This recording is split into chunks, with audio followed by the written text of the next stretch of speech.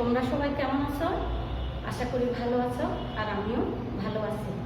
রানীগঞ্জ উচ্চ বিদ্যালয়ের আয়োজিত অনলাইন ক্লাসে তোমাদের স্বাগত জানাচ্ছি।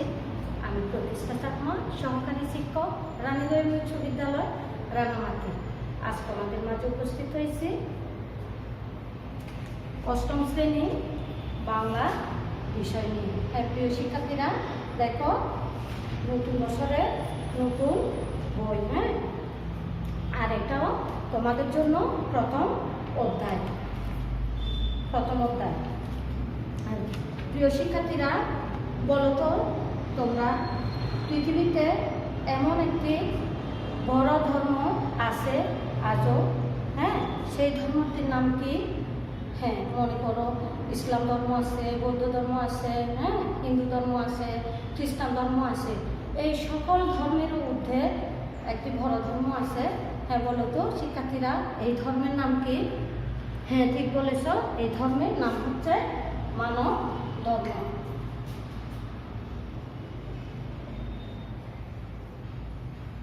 হচ্ছে কি? মানব ধর্ম। প্রিয় শিক্ষার্থীরা, তাহলে তোমরা আশিতে স্কুলও মানব ধর্ম কবিতাটা নিয়ে আজ আমরা পড়ব বা আলোচনা করব। তাহলে মানব ধর্ম কবিতাটির লেখককে? লালন শাহ।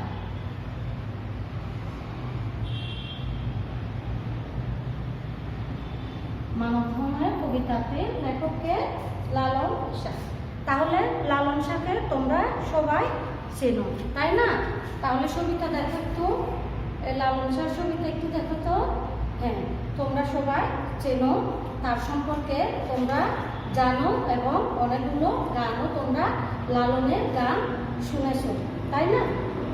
তাহলে এই লালন শাহ সম্পর্কে আমরা একটু কি জেনে নিই, তাই না?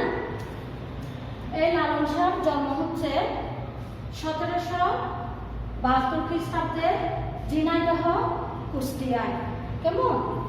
আর তার মৃত্যু হচ্ছে 1890 খ্রিস্টাব্দে কুষ্টিয়ায়, শিওরিয়ায়। প্রিয় শিক্ষার্থীরা, তাহলে এই লালন শাহর পরিচিতি একটু জানলে, তাই না? তাহলে এখন আর একটু আমরা বিস্তারিত জানব। তোমরা বইয়ে দেখো, লালন শাহ হচ্ছেন মানবতাবাদী মর্মী কবি, সাধক সিরাজ শাহ শিষ্যত্ব গ্রহণ করে তিনি লালন শাহ নামে পরিচিতি অর্জন করেন। গানে তিনি লালন ফকির হিসেবেও উল্লেখ করেছেন। অর্থাৎ লালন শাহ প্রাতিষ্ঠানিক শিক্ষা তিনি লাভ না করলেও নিজের চিন্তা ও সাধনায় হিন্দু ধর্ম ও মুসলমান ধর্মীয় শাস্ত্র সম্পর্কে বিশেষ জ্ঞান অর্জন করেন। এই অর্জনের সঙ্গে নিজের অভিজ্ঞতা ও উপলব্ধির মিলনে তিনি এক নতুন দর্শন আবিষ্কার করেন বা প্রসার করেন। গানের মধ্য দিয়ে তার এই দর্শন প্রকাশ পেয়েছে।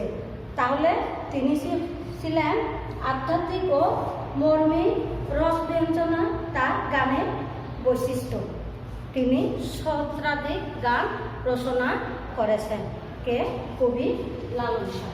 তাহলে প্রিয় শিক্ষার্থীরা, আমরা লালন শাহ সম্পর্কে তার পরিচিতি মোটামুটি জেনে নিয়েছি, আর তোমরা বইয়ে একটু ভালো করে দেখবা, ঠিক আছে? এখন তোমরা বই হাতে নাও, বই হাতে নাও। 80 পেজ দেখো। লালন শাহ মানব ধর্ম কবিতাটি লিখেছেন কে? লালন শাহ। আমি এখন কবিতাটি আবৃত্তি করব, এরপরে তোমরাও নিজেরাই করবে, কেমন? মানব ধর্ম লিখেছেন লালন শাহ। সব লোকে কয় লালন কি জাত সংসারে, লালন কয় জেতের কি রূপ দেখলাম না এ নজরে। কেউ মালা কেউ তেজবি গোলায়, তাইতে কি জাত ভিন্ন বলে। যাওয়া কিংবা আসার বেলায় জেতের চিহ্ন রয় কার রে।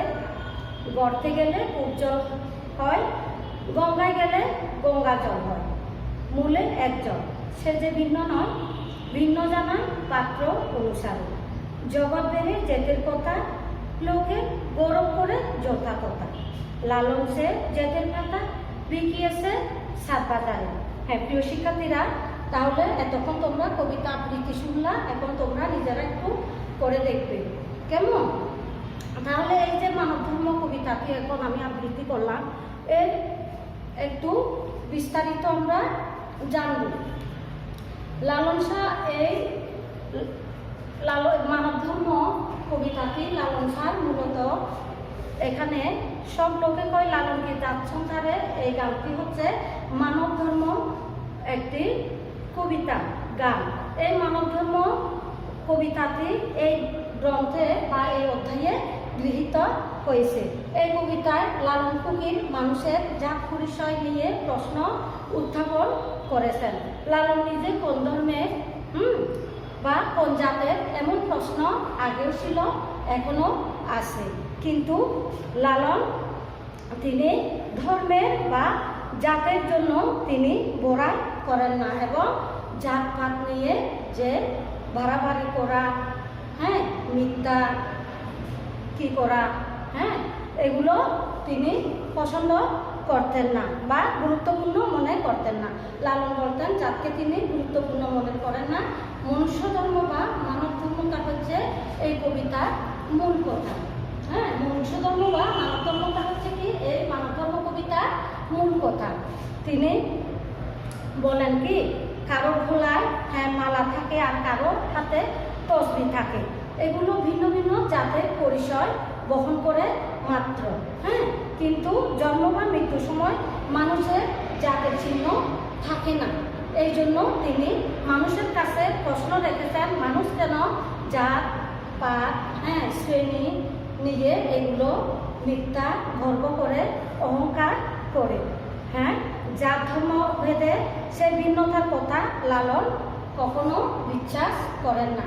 তিনি বিশ্বাস করেন মানুষ মানুষ মানুষ মনুষ্য ধর্মটাই হচ্ছে মূল কথা বা মূল ভিত্তি এই কবিতা। হ্যাঁ প্রিয় শিক্ষার্থীরা, তাহলে কবি এই যে কবির, হ্যাঁ, এই যে কবির পরিচিতিটা না, হ্যাঁ দুঃখিত, কবি পরিচিতি না, এই কবিতার মর্মটা আমি একটু, হ্যাঁ, মূল ভাবটা একটু তোমাদের সাথে শেয়ার করছি। এখন দেখো তো,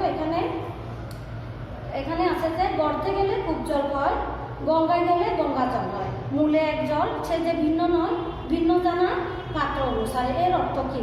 হ্যাঁ, গর্তে গেলে কূপ জল মানে কি? কুয়ার পানি। একই পানি গর্তে গেলে সেটা কুয়ার পানি হয়, আর গঙ্গায় গেলে গঙ্গা জল হয়, বা নদীতে গেলে নদীর জল হয়, বা পুকুরে গেলে পুকুরের জল হয়। আসলে সেটা হচ্ছে একই জল। ঠিক তদ্রূপ তিনি মানুষের মধ্যেও সেটা বোঝাতে চেয়েছেন যে, অর্থাৎ আমরা যে জাত পাত শ্রেণী, হ্যাঁ, ধনী গরিব এগুলো নিয়ে গর্ব করি, ঘোরাই করি, হ্যাঁ, কিন্তু এই মানব ধর্ম কবিতায় লালন শাহ কিন্তু এর বিরুদ্ধে। তিনি এগুলো নিয়ে গর্ব করেন না, এবং এই গর্ব করাটা তিনি তার কাছে গুরুত্বপূর্ণ মনে করেন না। অর্থাৎ বংশের গৌরব, ধর্মের গৌরব এগুলো নিয়ে তিনি কি করেন না, অর্থাৎ বড়াই করেন না, বরঞ্চ তিনি মানুষ হিসেবে মানব ধর্মটাকে তিনি অগ্রাধিকার দিয়েছেন, এবং মানব ধর্মটা তার কাছে শ্রেয় বা যথেষ্ট। তাহলে আসি এবার প্রিয় শিক্ষার্থীরা, এই কবিতার মধ্যে শব্দের অর্থগুলো একটু দেখে নিব, কেমন? তাহলে কয়, হ্যাঁ, কয় শব্দের অর্থ কি বলে, যেতে শব্দের অর্থ কি? যাতে, কেমন? যাওয়া কিংবা আসার বেলার অর্থ হচ্ছে কি? জন্ম বা মৃত্যুর সময়। অর্থাৎ এখানে যাওয়া কিংবা আসার বেলা বলতে জন্ম মৃত্যুর সময় কিন্তু আমাদের কোনো চিহ্ন থাকে না।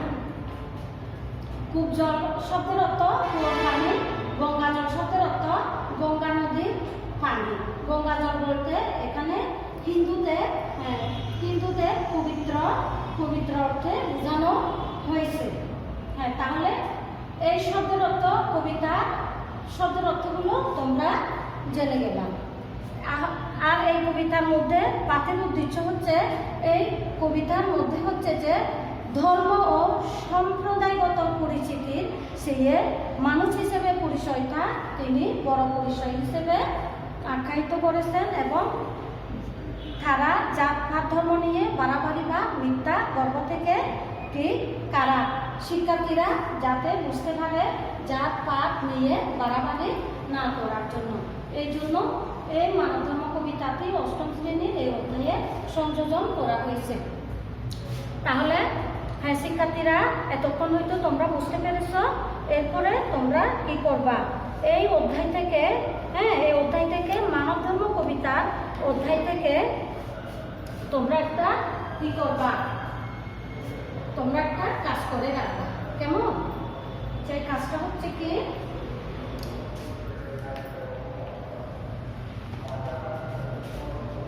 শ্রেণী ধর্ম গোত্রের মানুষ, হ্যাঁ ওটা বাদ দিয়ে তোমরা শুধু করবা যে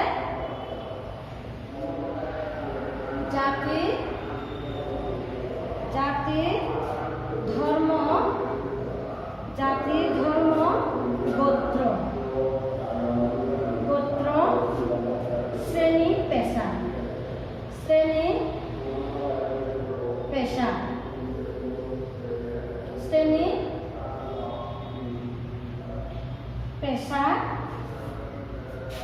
নির্বিশেষে সকল মানুষের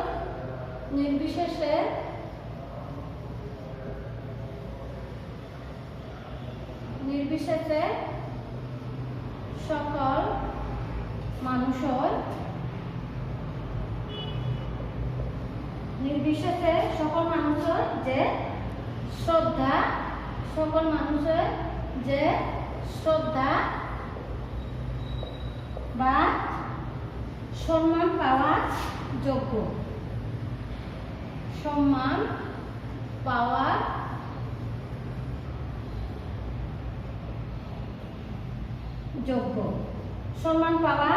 যোগ্য। তোমার দৃষ্টিকোণ থেকে এই জাতি ধর্ম গোত্র শ্রেণী পেশা নির্বিশেষে সকল মানুষের যে শ্রদ্ধা বা সম্মান পাওয়ার যোগ্য, এই আলোকে তোমরা 10 লাইনের একটা অনুচ্ছেদ লিখে রাখবে। ঠিক আছে? তাহলে তোমাদের সবাইকে ধন্যবাদ, আজকে এই পর্যন্ত। আচ্ছা ঠিক আছে, যাওয়ার আগে আমি একটু করে বলি এই পরিস্থিতি। এখন আমরা কোভিড-19 কারণে কি করতেছি, কঠিন সময় পার করছি। এই কঠিন সময়ের মধ্যে তোমরা ঘরে থাকবা, সরকারের নির্দেশনাগুলো মেনে চলবা। সরকারের নির্দেশনা মেনে না চললে আমাদের কি অসুবিধায় পড়তে হবে। এই জন্য তোমরা বের হলে অবশ্যই মাস্ক পরবা, আর কি সময় সুযোগ পেলে হাত স্যানিটাইজার করবা এবং পানি সাবান দিয়ে হাত ধুয়ে দিবা। তাহলে আজ এই পর্যন্ত, ধন্যবাদ সবাইকে।